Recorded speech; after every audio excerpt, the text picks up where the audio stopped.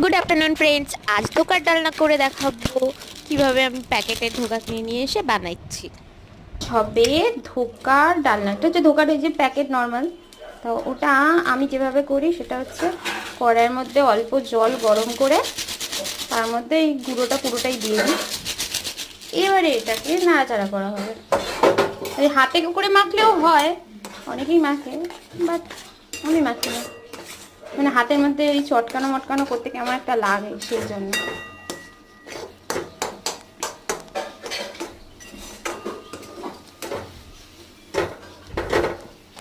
সামান্য নুন জলের মধ্যে দিয়ে দিলেও হতো, আমি ভুলে গেছি, সেই জন্য পরে দিলাম। হায় হায়, হয়ে গেছে। এবারে কড়াইতে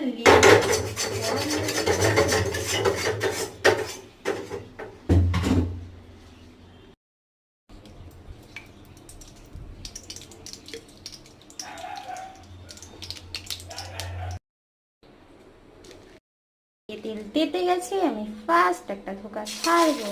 বাহ,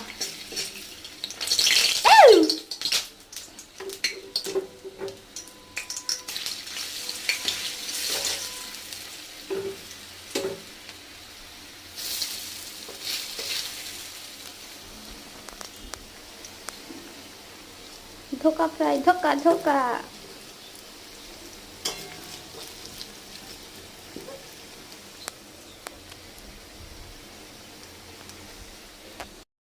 ধোকা ধোকা ধোকা। আমি যা কেটেছি ধোকাগুলো,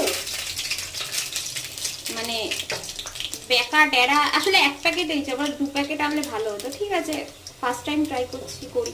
আমি এর আগে বানিয়েছিলাম অনেক বছর আগে, ওটা ভুলে গেছি। একবার ট্রাই করে দেখি কেমন লাগে।